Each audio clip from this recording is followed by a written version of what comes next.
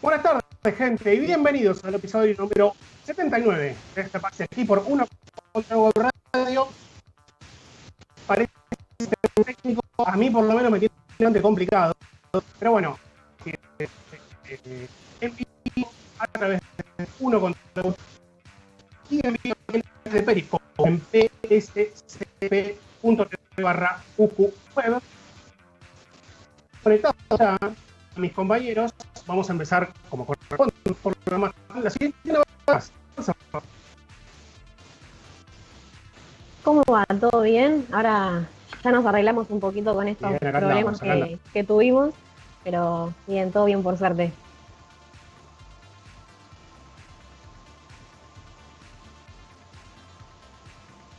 Muy bien, yo estoy con mucho problema para escuchar, pero bueno, vamos a tratar de arreglarnos, enseguida lo vamos a solucionar porque es un tema mío, así que estamos bien. Del otro lado del país prácticamente está el señor Ignacio Miranda. ¿Qué hace, Nacho? ¿Cómo va? Sí, bastante triste hoy porque me enteré que Molten no va a ser, que va a ser el sponsor Molten ahora, no va a ser más Spalding en la NBA, así que estoy bastante decepcionado. Wilson, perdón.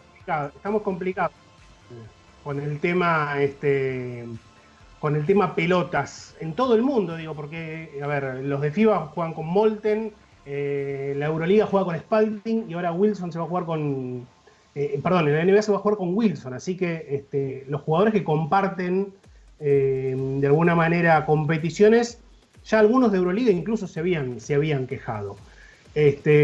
Mientras esperamos que The One and Only Leo Margo nos conecte con nuestro primer invitado, si no me equivoco, se está viendo acá una imagen que no es la cancha de Boca, no tiene que ver con Boca, es el Menorah Big Team Arena, bien, en Tel Aviv, en Israel, y la historia de este programa que armamos de forma especial no empieza acá, sino que termina acá.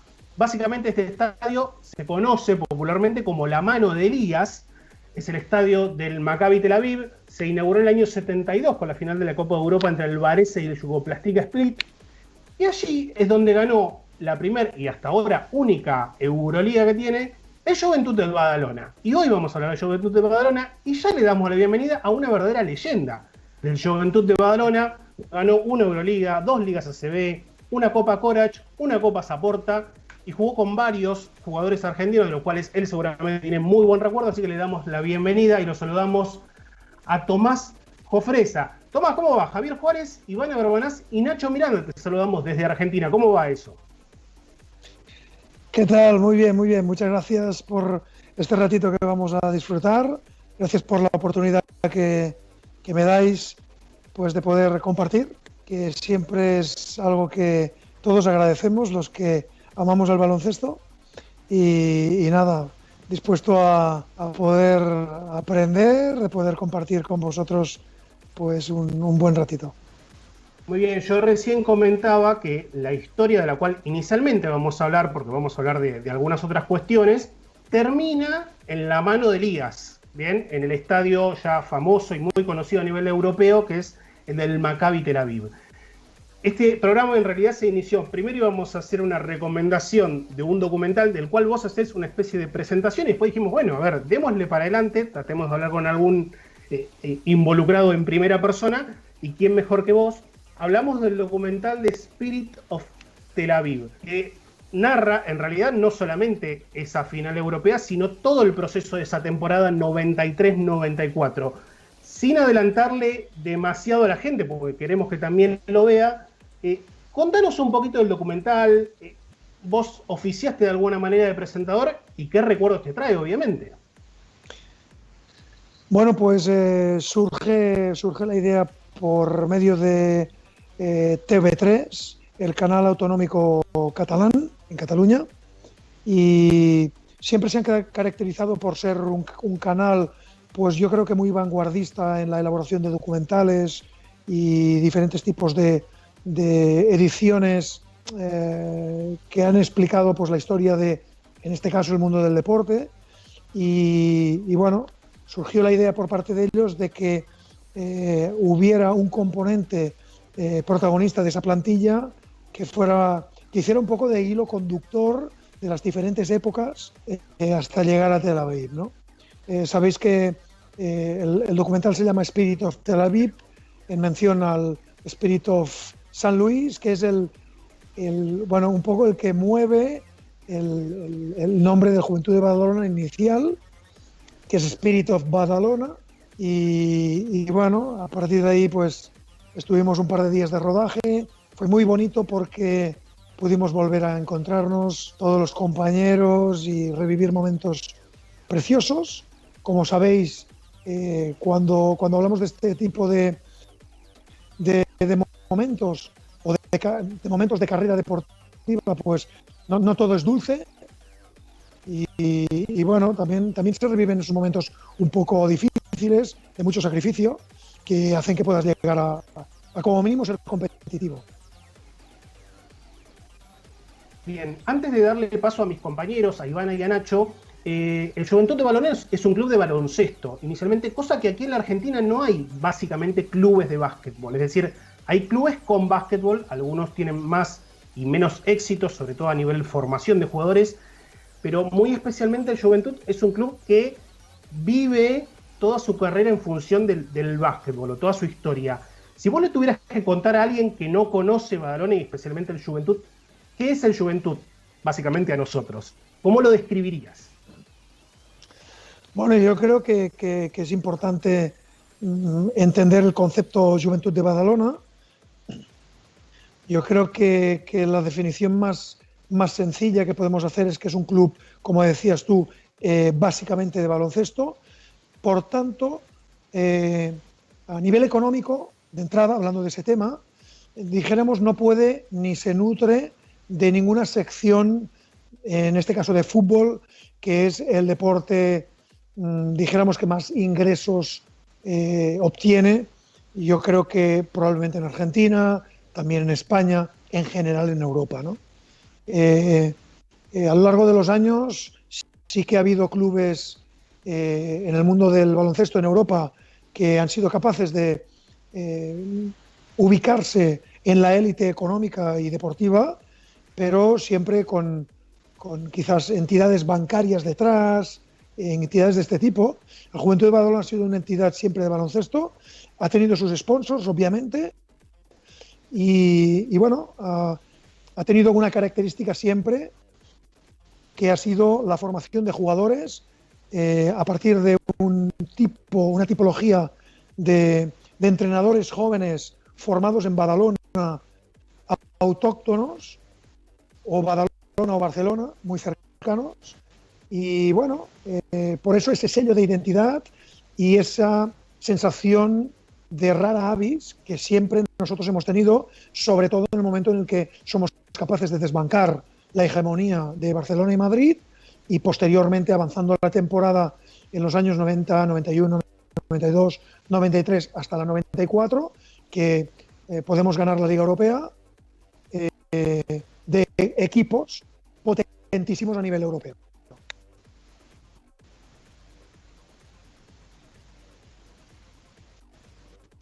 Ivo. Tomás, ¿cómo te va? Recién decías que en el documental se viven distintas escenas o momentos de lo que fue también tu paso en el Juventud de Badalona, y hay uno de los momentos en el que remarcan el hecho de en muy poco tiempo haber pasado de la situación de Obradović estar por dejar el equipo a ser campeones de Europa. ¿Cómo lo viviste vos? ¿Cómo lo puedes contar?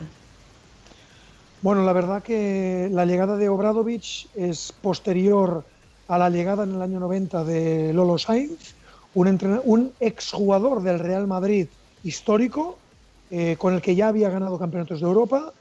Se convierte en entrenador del Real Madrid también, consigue títulos europeos como entrenador. En el año 90 se le ficha. El Juventud de Badalona era un poco ese tercero en discordia en España, con un juego muy vistoso, con jugadores de la casa, jugadores que se compenetraban mucho porque habían crecido desde etapas de formación, pero siempre un poco con esa etiqueta de equipo no ganador. Cuando llega Lolo Sainz, disfrutamos esos 3 años de campeonatos ACB, de competir en Europa, perdemos nuestra primera final de Euroliga en Estambul y en el año 93 el Juventud de Badalona pues cree conveniente dar un salto cualitativo, se ficha Obradović, que nos había ganado la primera Liga Europea en el 91 con Partizan de Belgrado, y entonces la llegada de Obradović pues bueno, viene seguida de un momento complicado, porque Obradović es un entrenador pues bueno, que dijéramos ofrece y te pone en una tesitura de presión, de exigencia, para nosotros hasta ese momento nunca vista antes, y es verdad que hasta que no pillamos un poco su filosofía de juego, pues bueno, hay una gran dificultad por el cansancio físico, el cansancio mental, pero bueno, la verdad es que también con una gran química con él, y de pasar a momentos en los que él fue muy discutido, ya previo a la Final Four, las eliminatorias previas empezamos a jugar muy bien, y el momento más álgido es esa Final Four en Tel Aviv. Fue, la verdad, que muy bonito, porque en ese grupo y con la llegada de Obradović, dijéramos que notamos ese paso, esa evolución ya a un mundo mucho más profesionalizado en el día a día, pero al mismo tiempo con compañeros con los que habíamos crecido desde muy jovencitos, y de forma particular, en mi caso, pues eso era el año 94, yo tenía 24 años, desde el año 92, es decir, desde los 22 ya estaba en la selección absoluta nacional, y disfrutando en ese grupo también, tanto en selección nacional como en el Juventud de Badalona, con un compañero muy especial que era mi hermano, con lo cual, pues bueno, esa mezcla tan increíble pues hacía que todo para mí pues fuera doblemente especial. Tomás, ¿cómo estás? Yo quería preguntarte por dos acciones en concreto. Primero el tiro de Djordjevic y después el tiro de Thompson. ¿Qué sentiste en esos dos momentos? Primero la derrota, después de incluso un lanzamiento tuyo, y después la gloria, como fue en Tel Aviv. Pues sí, la verdad que me haces una pregunta que a lo largo de los años siempre he explicado, que después de mi lanzamiento que entra, quedan 8 segundos en Estambul, prácticamente la Liga Europea ganada, después de ese lanzamiento de Djordjevic, increíble, ese lanzamiento posterior 2 años después de Courtney Thompson, dijéramos que estando en la mano de Elías es inevitable que la mente viaje a ese momento, a 2 años antes, y es inevitable pensar en cómo la vida, pues bueno, a veces te quita cosas, pero también te las devuelves y las persigues, sobre todo si las persigues insistentemente. Y voy más allá. Segundos después, hay una situación en la que viajamos todos de nuevo por milésimas de segundo a Estambul, cuando los últimos segundos en la final de Tel Aviv, el cronómetro se para, sigue el juego, el Olympiacos sigue intentando un par de tiros y nos vemos, nos vemos lo peor, ¿no? Nos imaginamos lo peor. Por suerte, acabó el partido y la verdad que allí tocamos el cielo. Fue muy bonito, fue fantástico. Tomás, como para ir cerrando el capítulo Juventud y más que nada tu carrera, porque es más, cuando nos pusimos a hablar, cuando hice yo el contacto y accediste a la entrevista, enseguida me nombraste un nombre de un jugador argentino, pero se lo voy a dejar a los chicos. Te llevo a 2 nombres. El primero es el de Obradović, porque vos bien decías, tuviste un nivel de exigencia muy alto con Obradović, pero años después te lo encontrás en Treviso y volvés a salir campeón de la Copa Saporta. Con lo cual, evidentemente, Obradović también tenía cierta afección para con vos. Mi consulta es, inicial, la primera es, ¿cómo es Obradović? ¿Cómo es ser dirigido por Obradović? Y la segunda tiene que ver con tu hermano, porque con tu hermano competiste prácticamente desde que saliste del vientre de tu madre. O sea, hiciste toda la etapa de de formativas y profesional con él en Juventud y en la selección española. Y encima, y el agregado, que juega o jugaban de lo mismo. ¿Cómo son o cómo fueron para vos en tu carrera esas dos situaciones? Bueno, en primer lugar, decirte que transmitiros la idea de que Željko Obradović es un entrenador muy peculiar, porque diríamos que tiene, hablando así a grandes rasgos y de forma, pues bueno, haciendo un resumen o una reflexión un poco rápida, tiene esa cualidad, ese don para ejecutar la máxima exigencia y concentración, llevada a límites bastante importantes, pero siempre con mucha mano izquierda, con mucha química con el jugador. Él fue base de selección yugoslava, jugador de élite también, jugador profesional, con lo cual con el jugador él tiene un respeto especial, toda esa exigencia increíble, agotadora en muchos momentos, dura, se antoja a veces difícil de superar y de gestionar por el jugador, pero es que además él tiene una especial devoción y necesidad de conexión con el jugador que forma parte de su equipo y que está en la posición de base, de playmaker. Para él es básico, para él es importante tener una persona con la que pueda estar en constante comunicación, no solo verbal, sino visual, y eso te hace, pues bueno, tener un dispendio de energía importante, pero me recuerda un poquitín, obviamente, con todo el respeto y salvando las distancias, con estos documentales que estamos viendo de Michael Jordan, de Last Dance. Bueno, pues es un poco, haciendo un paralelismo, era un hombre ganador, y el liderazgo y la victoria y el esfuerzo para conseguir esa victoria pues tienen un precio a veces, ¿no? Es verdad que a toro pasado pasan los años y no hay ningún compañero o ningún jugador de Željko Obradović que tenga un mal recuerdo, porque el cómputo global, esa exigencia, siempre dio buenos frutos y no era porque sí. Y encima, detrás de todo eso, era el trabajador más incansable del mundo, con lo cual ya marcaba esa línea, marcaba un ejemplo y un hombre para mí entrañable, importante en mi vida. Y bueno, es de esas personas que me han entrenado que siempre formarán parte de mi historia y a los que siempre estaré agradecido. La segunda pregunta. Digo, la segunda tiene que ver con tu hermano, con Rafa. ¿Cómo ha sido competir con él, pero prácticamente en todo? Porque han compartido equipo, han compartido selección y han compartido posición. Lo cual, sí, digamos, no es que podían ser complementarios en alguna situación de juego, pero jugaban básicamente de lo mismo. Correcto, con 4 años de diferencia. Pensad que la familia Jofresa Prats, es decir, José María y Lita, tienen 5 hijos: Rafael, Sergio, Tomás, Mónica y Elena. Todos jugamos a baloncesto en los años, pues bueno, en esos años finales de los 70, principios de los 80.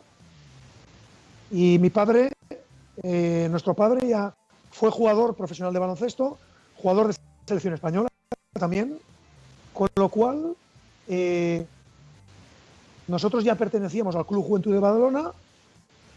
Y de alguna manera, cuando mi hermano Rafael ya estaba en el primer equipo, pues bueno, yo iba escalando ahí, ¿no? Iba escalando en categorías, iba destacando bastante en selección nacional infantil, juvenil, junior. Y es cierto que cuando ya ingreso en el primer equipo,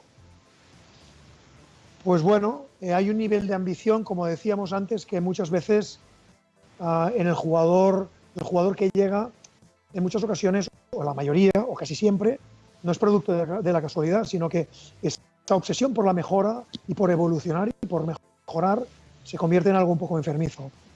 Desde siempre, cuando llegué al primer equipo, ya, pues bueno, se me trató con mucho cariño, era el baby del equipo, pero es verdad que mi hermano era un gran competidor, jugando en la misma posición nunca me regaló un minuto, era duro, exigente entrenando, y dijéramos que no fue la posición más cómoda, no fue la situación más confortable para dos hermanos jugarse durante tantos años los minutos, aunque con un mismo objetivo grupal, pero sí con un objetivo individual de arrancar, arañar los máximos minutos posibles en el equipo y en selección nacional.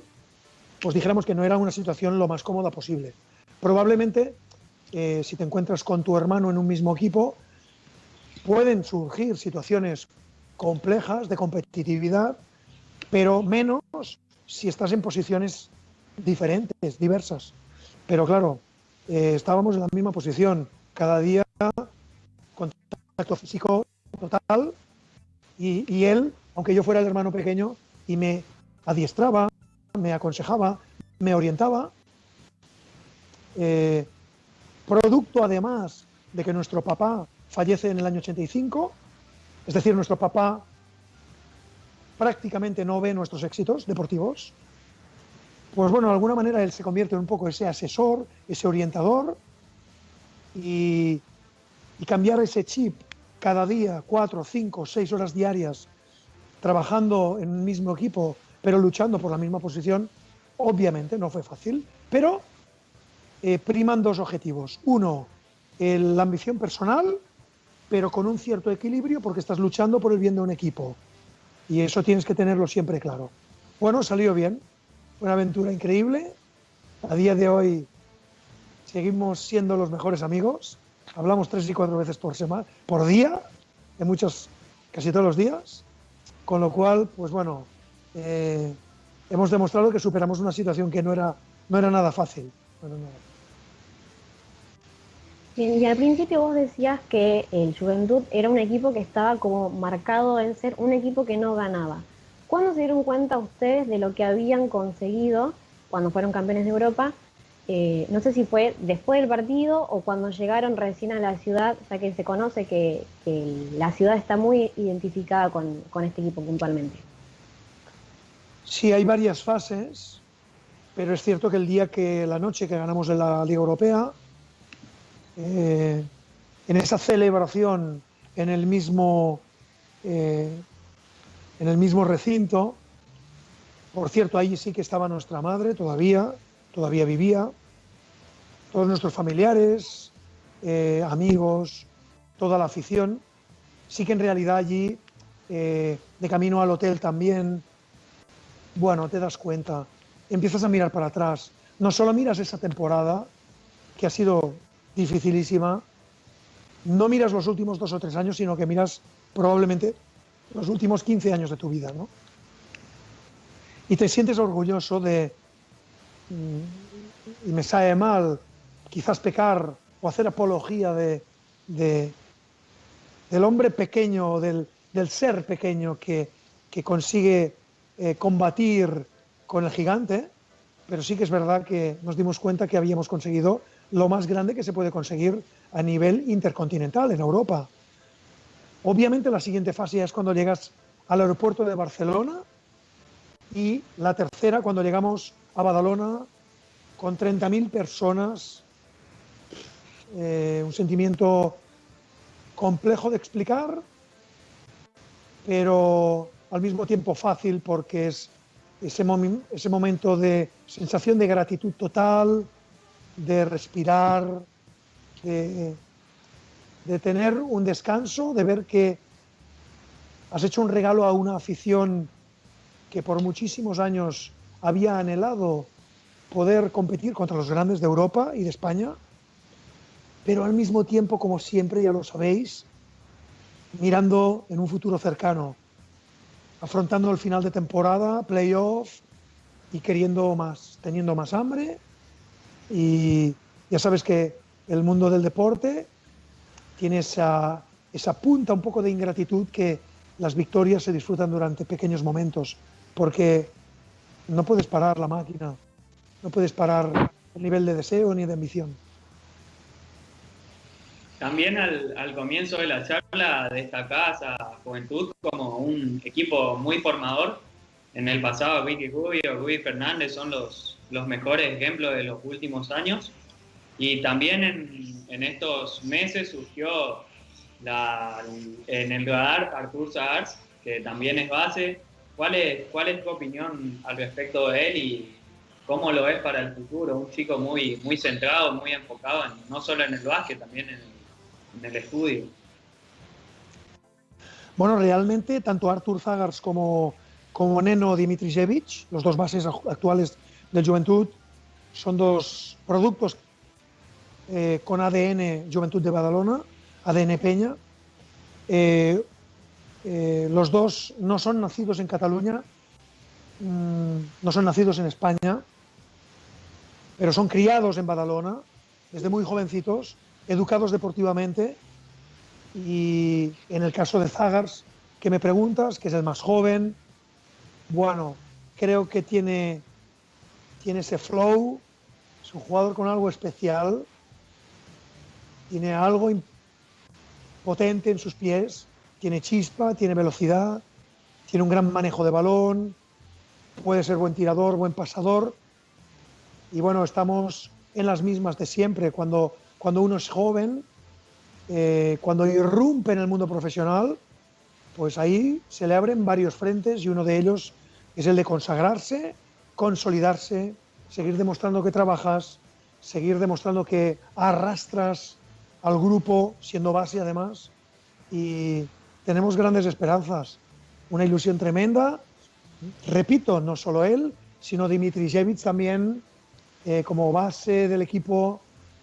Son dos piezas en las que yo creo que todos los aficionados a Juventud de Badalona, no solo de Badalona, sino a lo largo alrededor del mundo, estamos muy ilusionados en que puedan llegar a ser dos bases que ojalá, entre comillas, tenga que venir pues grandes equipos europeos a quitárnoslos o puedan llegar a jugar en NBA algún día. Pero sigue haciendo falta que se consoliden, que trabajen con humildad y sigan transmitiendo esa pasión que transmiten. Tomás, jugaste en Gijón tras dejar obviamente Juventud, pasar por el Unicaja de Málaga, por Treviso, y jugaste la primera temporada de Luis Scola en ACB, y además de jugar con Luis, jugaste con Pancho Hassen. Nosotros la realidad es que no tenemos mucho registro de esos primeros años de Luis en Gijón. La mirada más cercana que tenemos de Luis en ACB es ya en Tau Cerámica, en Vitoria. ¿Cómo era ese nene que no llegaba a tener 20 años y que hizo un campañón en Gijón para primero hacerlo subir de LEV a ACB? ¿Vos le veías algo en particular? ¿Te llamaba la atención algo?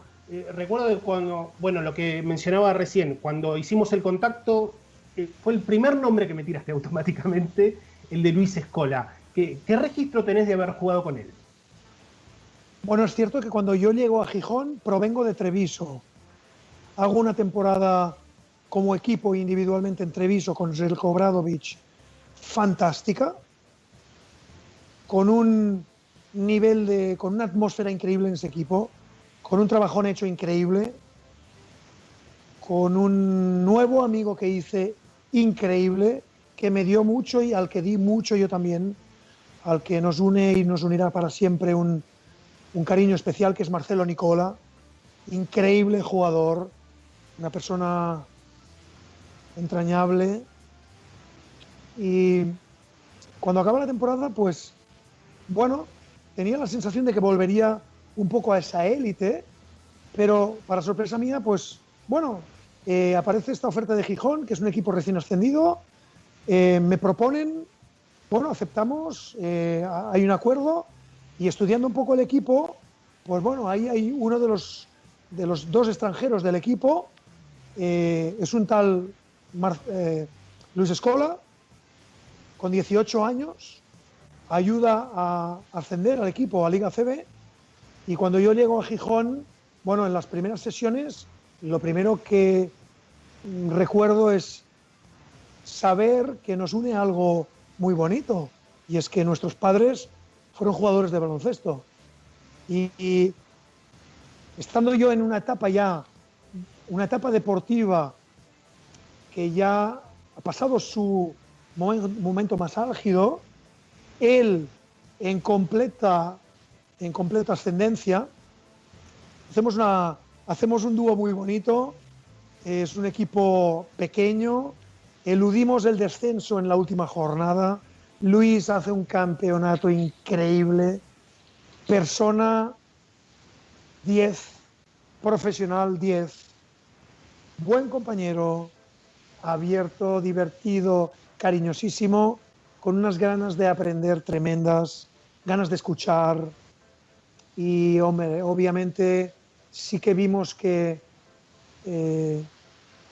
era alguien que daría mucha guerra en el baloncesto español. Obviamente cuando él ya va camino de Vitoria, en esa primera temporada en Vitoria y la segunda, ya nos da la sensación de que va a ser un grande en Europa, y ya lo que fue increíble es poder ver que tuvo su premio merecidísimo de consolidarse en la NBA como un enorme jugador, no un actor presencial, sino un jugador importante en NBA, que se ha ganado el respeto de muchísimos jugadores de toda la NBA. Y ¿qué queréis que os diga? Un recuerdo increíble. Increíble. Hace tiempo que no tengo contacto con él, pero son de esos lazos que siempre sé que van a estar allí. Y aprovechando que tú me lo mencionabas, en ese equipo también llega Pancho Hasén, que después tuvo un carrerón en Estudiantes, jugador mítico y, repito, con un carácter igual, súper competitivo, con unos oídos, totalmente dispuestos a escuchar, con ganas de mejorar, con ganas de trabajar.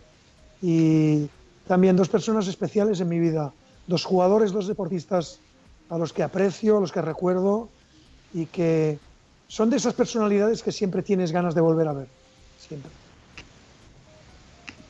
Y siguiendo un poco con los hacemos argentinos, las dos últimas, así lo liberamos, sí. y siguiendo Dale. un poco con los argentinos y entendiendo la identificación que tenés vos para con el Juventud, te pregunto por los últimos argentinos que pasaron por el equipo, como Nicolás Laprovítola y como Marcos Delía. ¿Cómo viste vos el paso de ellos por el equipo? Bueno, Marcos Elías tuvo un trabajo de adaptación muy rápida, fue un jugador polivalente, jugador que tenía su rol determinado en el equipo, y es una persona, es un deportista que se recuerda con muchísimo cariño en Badalona, con muchísimo cariño. De Nico Laprovítola, pues qué tengo que decir. Tuve la oportunidad de estar con él en la presentación de Spirit of Badalona, el documental en Badalona. Una persona increíble, un deportista fantástico, con un corazón increíble, y probablemente, os diría que uno de los deportistas que ha hecho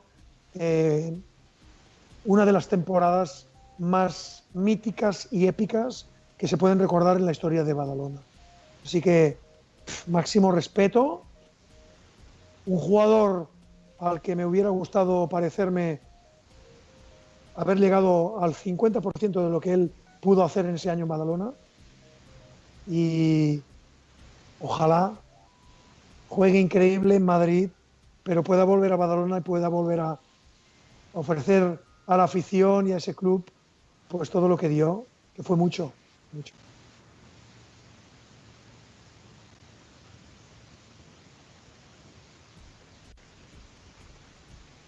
Nacho, la última. Que se me Sí, perdió por también ahí, Nacho. quería preguntarte cómo, por tu carrera, un poco, no eras un base común, ya demostrabas esa capacidad de salto única. ¿Cómo fue adaptarte a eso, sobre todo en una época en la que no era normal hacerlo, más en Europa, donde el juego era mucho más lento? Sí, es verdad que mirando en la distancia ahora, es obvio que mi tipo de juego dijéramos que no encajaba totalmente con el tipo de base estándar al uso que había no solo en España sino en Europa, ¿no? Un jugador en la posición de base como un poco más director, más controlador de todas las situaciones. En mi caso siempre fue una lucha poder encontrarme de verdad a gusto en un hábitat que probablemente no era el mío y con unas características ya no solo físicas mías, sino también de carácter, una forma de desplegar el juego un poco atípica, pero que fíjate que fue fantástico porque el binomio con mi hermano fue increíble.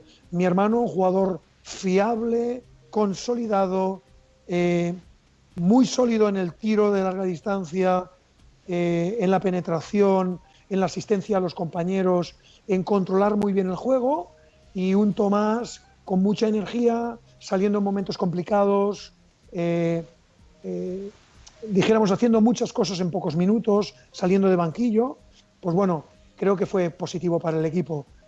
Es probable que ese tipo de juego mío, ese tipo de físico que yo tenía o esa forma de jugar, es probable, no lo sé, tampoco me gusta mucho hablar de hipótesis, tuviera un poco más de cabida en el baloncesto actual.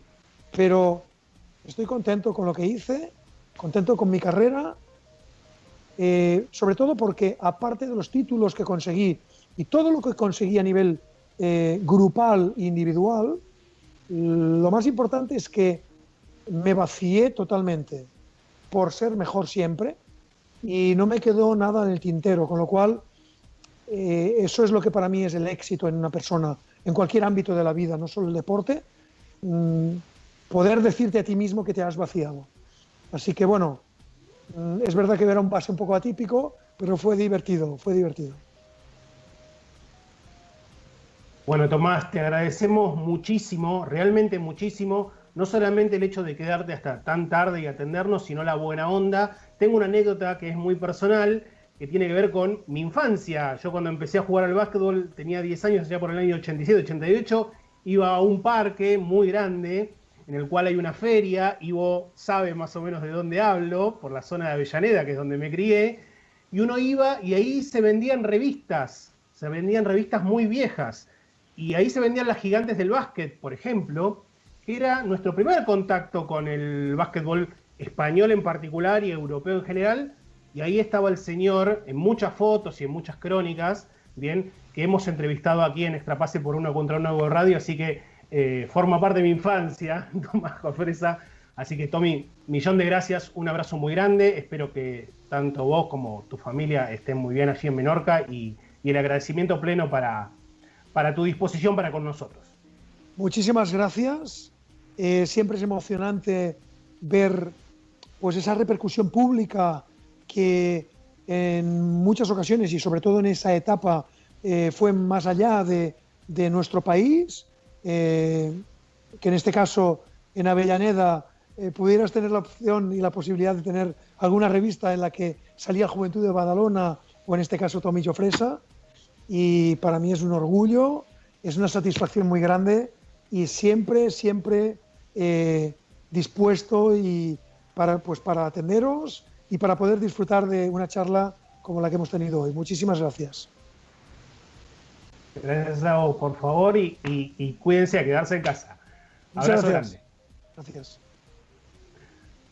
Pasó un lujazo aquí en Extra Pase que nos hemos dado, Tomás Jofresa, exjugador de La Peña durante muchísimos años, campeón de Europa, campeón de la Copa Corach, de la Saporta, 2 ligas ACB, jugó con Escola, con Pancho Hassen, con Marcelo Nicola. Vamos a escuchar un poco de música y nos queda todavía hablar un poquito más de Juventud de Badalona, porque justamente Tomás Jofresa hizo el prólogo del libro del cual ahora vamos a hablar. Dale.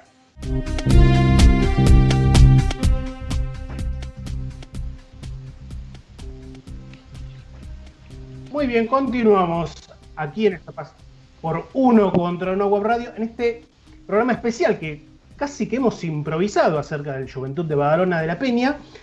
Y es bastante particular el invitado que tenemos ahora, porque ¿qué hace una persona tan relacionada al Estudiante de Madrid hablando del Juventud de Badalona? Le damos la bienvenida, bien, a Santi Escribano, el autor de Historias de Juventud. Santi, ¿cómo va? Javier Juárez, Ivana Verbanás y Nacho Miranda te saludamos. ¿Cómo estás? Hola, ¿qué tal? Muchísimas gracias por invitarme. Aquí estamos muy bien y súper agradecido por poder estar hoy aquí hablando del Juventud y hablando de baloncesto, saltándonos el Atlántico y de maravilla. Bueno, antes que nada, millón de gracias a vos, porque allá son casi la 1 de la mañana y estamos abusándonos de tu generosidad. Pero la primera pregunta es, ¿qué hace alguien tan relacionado a estudiantes haciendo un libro de Juventud? Yo más o menos conozco la historia porque he ido buscando algunas que otras cuestiones, pero ¿quién mejor que vos para contarnos cómo nace Historias de Juventud? Sí, a ver, es una historia muy personal, muy bonita, es feo que lo diga yo, pero sí me parece que es bonita porque es un homenaje a una amiga que ya no está con nosotros. Esta amiga se llamaba Amanda, era una grandísima aficionada del Juventud y la conozco desde los tiempos en los que éramos ambos aficionados al baloncesto, ambos periodistas que estábamos dando nuestros primeros pasos, incluso diría que yo todavía estaba estudiando en la carrera de periodismo. Y bueno, nos llevábamos súper bien, viajábamos para ver a nuestros respectivos equipos, nos conocíamos pues de este evento tan maravilloso que es la Copa del Rey de baloncesto, nos juntamos todas las aficiones y hablábamos, pues eso, tantas conversaciones entonces en el Messenger de Microsoft, conversaciones larguísimas. Vamos a hacer un libro sobre estudiantes y Juventud, las cosas que tienen en común los dos equipos, ya sabéis, son dos equipos de cantera, dos equipos que han tenido grandes épocas deportivas, mejores Juventud, hay que reconocerlo, dos equipos que han sobrevivido a la sombra de los grandes clubes de fútbol, de Barça, de Real Madrid, y en eso pues teníamos muy claro que ese libro se iba a llamar Tú al Ramiro y yo a Badalona. Teníamos eso, no teníamos claro ni de qué íbamos a hablar ni los capítulos. De todo esto, pues Amanda fallece en el año 2009, hace ya 11 años, hizo 11 años el pasado mes de marzo, y en el propio velatorio, ya digo, Amanda era una aficionada muy conocida allí en Badalona, muy reconocida, era un saco de carisma, era una mujer súper reconocida, y allí en el propio velatorio su novio, mi buen amigo Marc, me dijo, pues sí que habrá que sacar el libro, ¿no? No sacamos un libro como tal, sino que hicimos una revista. Sacamos 5 números de una revista que se llamó efectivamente Tú al Ramiro y a Badalona. La autoeditábamos, la distribuíamos nosotros mismos con nuestros medios, pero contamos con con firmas muy buenas, muy buenos contenidos. Pues recuerdo por ejemplo el actual entrenador del primer equipo, Carlas Durán, nos hizo, siendo entonces entrenador del equipo vinculado, del Prat, nos hizo un análisis de los jugadores que venían por debajo, por ejemplo. Hubo gente muy buena que participó en esta revista, hicimos buenas entrevistas, buenos artículos. Una entrevista fue a Tomás Jufresa, precisamente, de eso le conozco. Y entonces llegó un momento que, a ser un proyecto autoeditado, autodistribuido, pues se hacía muy cuesta arriba llevarlo adelante, pero dijimos que no podía acabar sin más, no podía ser un proyecto que muriera por agotamiento. Era un proyecto muy personal, era un homenaje a una amiga que se había ido, una amiga que queríamos muchísimo. Teníamos que acabar bien. Pues ¿cómo se acaba bien? Un libro. Un libro siempre luce más, ¿no? Y entonces fui a la oficina de ediciones JC, una editorial madrileña que ha editado muchos y muy buenos libros de baloncesto, y le conté esta misma historia que estoy contando a vosotros, que queríamos hacer un libro pues con las historias que contábamos en Tú al Ramiro y a Badalona.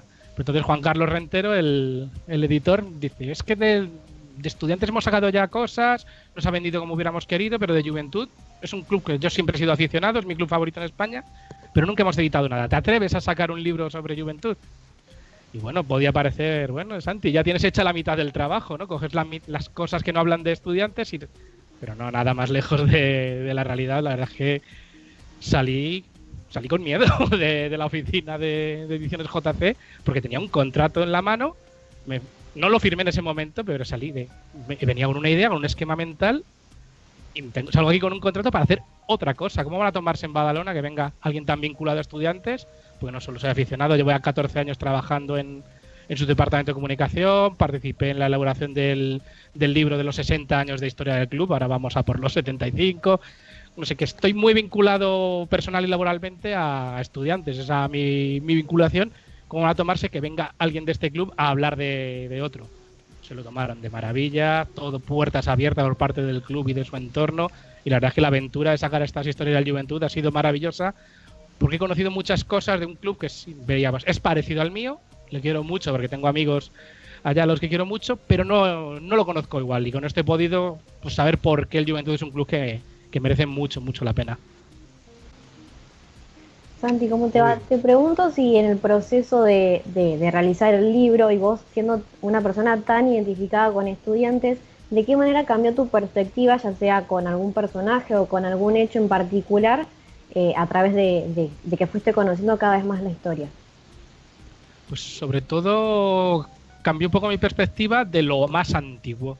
Yo podía conocer pues de aficionado pues la época más, los primeros 2000, pues, los años, la irrupción de Ricky y Rudy, que fueron maravillosos, y aquello lo disfruté casi como un aficionado más del Juventud. Por supuesto conocía toda la época de los primeros años 90, porque es el mejor Juventud de la historia, pero lo anterior no lo conocía. Apenas sabía más que de oídas, me sonaban nombres. Claro, el Juventud es un club de 90 años, un club fundado en el año 30. Esas historias en blanco del baloncesto en blanco y negro que solemos olvidar mucho. A veces en España nos creemos que el baloncesto empieza en los años 80 con la ACB, con la medalla de plata de Los Ángeles, y no, el baloncesto anterior, los años 70, 60, 50, 40, es maravilloso. Había grandísimas historias. Claro, no puedes ver partidos de entonces, muy pocos, no puedes ver lo que es el baloncesto, pero sí puedes contar las historias. A mí lo que me gusta del deporte, lo que más me gusta es buscar las pequeñas historias, y la verdad que encontré historias buenas, bonitas, y que además me permiten pues viajar en el tiempo y ver cómo jugaban aquellos pioneros al baloncesto. Es algo muy, muy divertido. En el caso del Juventud es curioso porque era un club que tenía una tremenda ambición ya. Cuando otros clubes eran todavía prácticamente amateurs, jugaban en el colegio, el caso de Estudiantes, ellos estaban ganando títulos, estaban pudiendo fichar jugadores, poder robarle jugadores al Barcelona, poder llevarse los jugadores más potentes de toda Cataluña, que era su entorno entonces. Cómo eso fue creciendo para hacer un club que acaba siendo campeón de Europa y siendo un club. Pues aquí estamos, hablando en una madrugada española con un grupo argentino, hablando de un club, de un pueblo. Santi, yo quería preguntarte cómo fue todo el proceso de buscar testimonios, de ir conociendo las historias, entrevistando a los jugadores, a los entrenadores, a los fanáticos. ¿Cómo fue todo eso? Fue divertido. Tengo que reconocer ahora con el tiempo que me hubiera gustado poder dedicar más tiempo a entrevistas en persona, entrevistas presenciales, ya que yo vivo en Madrid, la mayoría de la gente a la que he podido entrevistar viven, si no en Badalona, en Cataluña. Pero sobre todo tengo muy grabado un viaje que hice allí a Badalona un fin de semana, que aprovechando que también jugaba Estudiantes. No jugaba Estudiantes, miento. Era la última jornada de liga, Juventud se estaba jugando la permanencia, pero aproveché un fin de semana largo para hacer muchísimas entrevistas que me facilitó el mencionado amigo Marc Castelviver, también con otra gente del entorno del Juventud, que eran simples aficionados de a pie, digamos, pero que sí se habían movilizado mucho llevados por esta pasión, por esta afición por el Juventud, por la Peña. Sí conocían a muchísima gente del entorno del Juventud, gente que de otro modo hubiera sido imposible que alguien como yo, viniendo de fuera, se acercara. Es obvio, por ejemplo, ir a entrevistar al actual presidente, que también fue campeón de Europa, Juan Morales, es obvio ir a por él, es obvio entrevistar a Tomás Jufresa, es obvio entrevistar a Jordi Villacampa, es incluso obvio entrevistar a Xavi Ballesteros, que es uno de los periodistas referentes en la prensa de baloncesto catalana, a Jordi Rovirosa, pero no es tan obvio, por ejemplo, y es las puertas que me abrieron ellos, pues entrevistar al hijo de uno de los fundadores del club, a Miquel Estruch, a Enric Campos, que era la persona que monta el primer campus de baloncesto que se hace en España en los años 80, lo organiza este hombre, Enric Campos, y vende esa idea al Juventud, y durante muchos años es también el director de la escuela de baloncesto, que es la parte más popular de la grandísima cantera del Juventud. Ese tipo de entrevistas a gente que de otro modo no hubiera podido llegar, de no ser por mis amigos, es quizá lo que más me llena, porque es cuando de verdad te acercas a lo que significa un club de baloncesto, más allá de las grandes estrellas, por supuesto. Hablar con Villacampa, hablar con Juan Morales, gusta, somos aficionados a esto y nos gusta y es maravilloso hablar con las estrellas, pero conocer a esa gente que sin ellos no hubiera sido posible, la verdad es que es algo que a mí me encantó y lo guardo con un grandísimo recuerdo. Cuando hablábamos al empezar el programa con Tomás Jufresa, le preguntábamos cómo explicaba o qué herramientas tenía para explicar lo que es el Juventud, especialmente a nosotros que somos argentinos, que es un país, Argentina, que no tiene clubes de baloncesto como sí pasa en España, ¿bien? Clubes dedicados a esta disciplina. Pero vos lo ves desde otro lado, vos lo ves como un aficionado neutral. ¿Cómo explicas la idiosincrasia de Juventud y cuánto volcás de ello en el libro? Bueno, yo creo que una de las cosas que aprendí al elaborar el libro, y la primera vez que fui a Badalona, algo que a mí me sorprendió mucho, es que el Juventud es la punta de un grandísimo iceberg de una ciudad de baloncesto. Es lo que más conocemos, es un club grandísimo. El club es la élite del baloncesto en una ciudad que vive baloncesto. Es una ciudad que la visitas y tienes canchas, hay canchas de baloncesto. En todos los colegios públicos y privados tienen canchas, hay canchas en la calle, hay canchas en los polideportivos públicos, hay canchas en centros parroquiales, hay canchas en todos lados. El Juventud es eso, la punta de esa montaña, de esa ciudad de baloncesto, en la que destacan otros clubes como el Sant Josep, el Círculo Católic, conocido como Cotonificio, que llegaron a estar en primera división también, pero también los colegios. Y eso es lo que más me llama la atención y es lo que siempre intento destacar porque es quizá lo que más he aprendido yo.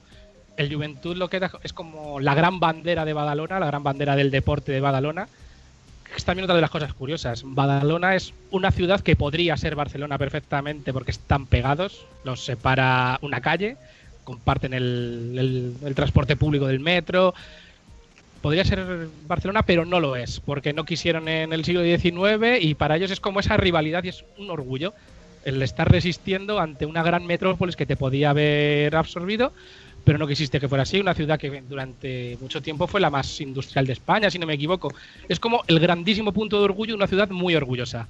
Vivimos para el baloncesto, es una ciudad muy orgullosa, vivimos para el baloncesto y esta es nuestra gran medalla. Fuimos los primeros campeones de Europa en Cataluña, los segundos de España. Para ellos es como esa...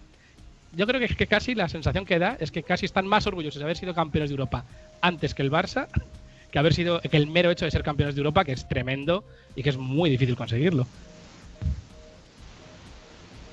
Bien, y metiéndonos un poquito con lo que era el libro, vos contás en el libro en realidad distintas historias y anécdotas que fueron sucediendo en la historia. Y hay un hecho que por lo menos yo lo considero bastante gracioso que tiene que ver con el tema de las duchas en el estadio. Sí, porque ese pabellón, en realidad se llama Palau Municipal de Sports, Palacio Municipal de Deportes de Badalona, que es un nombre que no tiene nada de caché. Todo el mundo lo conoce como el Olympic, porque fue la sede de los Juegos Olímpicos en los Juegos de Barcelona 92. Otros de esos puntos de orgullo para la gente de Badalona. ¿Qué es lo que más recuerda a la gente globalmente de los Juegos de Barcelona 92? El baloncesto, el Dream Team. ¿Dónde juega el Dream Team? No pisa Barcelona. Bueno, sí lo pisa. Pero ¿dónde juegan? ¿Dónde nos hacen soñar?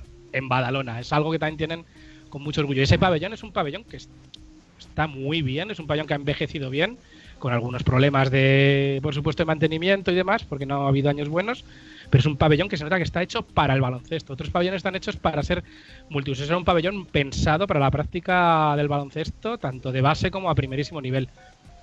Pero no lo pensaron todo, y es lo que nos comenta la compañera de las duchas. Hubo una visita con todas las autoridades antes de su inauguración, que fue a bombo y platillo la inauguración, y visita institucional a las obras con toda la plantilla del Juventud, esas grandes estrellas, y llegan ahí al vestuario y se quedan así mirando y les entra la risa, jaja.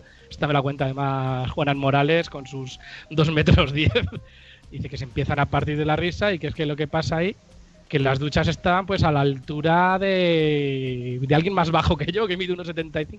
Les llegaba al cogote, tendrían que haberse tenido que sentar, claro, es el arquitecto muriéndose de vergüenza, el arquitecto municipal de Badalona, el Comité Olímpico también y por supuesto eso se corrigió, el Dream Team pudo ducharse a su altura y los miles de equipos que han pasado por ahí se han duchado a su altura, pero en el momento que yo tenía las duchas de los pitufos. Sandy, con respecto a estudiantes y a juventud, ¿cuáles crees que son las claves que ambos clubes tienen en común, sobre todo a la hora de desarrollar jugadores y esa escuela formadora por la que los caracteriza a ambos? Difícil pregunta, porque una de las cosas que he aprendido también es que al final desde fuera se ve que somos clubes muy parecidos por esa tradición formadora y esa tradición de vivir a la sombra de otro club más grande que te intenta y consigue muchas veces llevarse a tus jugadores. Eso es así, es una realidad. Pero luego a la hora de la verdad ves que una misma filosofía de intentar primar el talento formado en casa, es diferente. Estudiantes es el club de un colegio, no es el club de una ciudad. Somos de Madrid, una ciudad que solo lo que es la ciudad son 3 millones de habitantes, luego la región, el área metropolitana, podemos sumar otros 2 o 3, y no somos el club de Madrid, a la diferencia del Juventud, que es el club de Badalona. Aunque tengan al lado al Barça, tengan al lado Barcelona, son el club de Badalona. Tienen ese sentimiento de pertenencia. El sentimiento de pertenencia de Estudiantes, el que le ha permitido a Estudiantes sobrevivir, eso es así, es el de su instituto, donde surge el Instituto Ramiro de Maeztu, un gran instituto público en el corazón de la ciudad. Y eso también se traslada un poco a la hora del saber hacer las cosas. Estudiantes ha tenido acceso quizá a menos jugadores, y la gran diferencia, en este caso que sale perdiendo Estudiantes, a mi pesar, es que el Juventud ha sabido aprovechar muy muy bien la tremenda cantera de entrenadores. Hablamos mucho de los jugadores, hablamos de Villacampa, hablamos de Ricky, hablamos de los Jofresa, hablamos de Rudy, pero se nos olvida hablar de tantísimos grandes entrenadores, que el último ejemplo es el actual entrenador de la Peña, Carlos Durán, pero tenemos por ahí, ha pasado, pues, yo qué sé, ha pasado Pedro Martínez, ha pasado Salva Maldonado, han pasado grandísimos entrenadores formados allí y en los otros clubes de la ciudad. Esa es quizá la diferencia, lo que hace que el Juventud en baloncesto formativo hayan tenido un escalón por encima de Estudiantes, también que han especializado mucho más a lo que se puede llamar la cantera de élite. Estudiantes nos gusta sacar pecho, porque es cierto, de que somos la mayor cantera de Europa, en cantidad, porque tenemos unas escuelas que estamos llegando a 2.000 niños en toda la región de Madrid, dentro del propio club y de escuelas vinculadas. El momento más bonito del año es cuando juntamos a todos los equipos en la pista de nuestro colegio, en el Polideportivo Magariños, y ves allí pues prácticamente esos 2.000 niños con esas 2.000 familias. Es una absoluta locura. Juventud son mucha menos gente, pero se han especializado mucho más el trabajo en llegar a esa élite. Nosotros también lo hacemos, también se hace buen trabajo, pero quizá Juventud como que nos han llevado un poco de ventaja. Bien. Parroquiales, antes de cerrar y antes de saludar a Santi Escribano y agradecerle el quedarse hasta tan tarde, porque ya son las 1:10 en Madrid. El libro se puede conseguir no en librerías, sí vía internet. Sabemos que hay complicaciones por el tema del COVID-19, lógico en todo el mundo, pero se puede conseguir vía internet. Después pasamos el link. Le pasaremos la entrevista a Jacobo Rivero, que es otro de los que ha pasado por estos micrófonos, también es muy hincha del Estudiante de Madrid. Y acá está la base del fan club oficial del Delfín Ramiro, es esta radio. Básicamente claramente hay un favoritismo a favor del Delfín Ramiro, así que está su fan club oficial en la Argentina instalado en 1 contra 1 con radio. Pues ahora Santi, se lo digo a millón de gracias. Millón de gracias y a cuidarse y buen descanso ahora. Perfecto, muchísimas gracias de corazón y que sigan pues, difundiendo tanto esta pasión por el baloncesto. Muy bien, muchas gracias. Pasaba Santi Escribano, el autor de Historias del Juventud. Con esto cerramos lo que ha sido este especial dedicado al Juventud de Badalona. Ivana Barbanás, Nacho Miranda, Leo Margo, a quien no presentamos.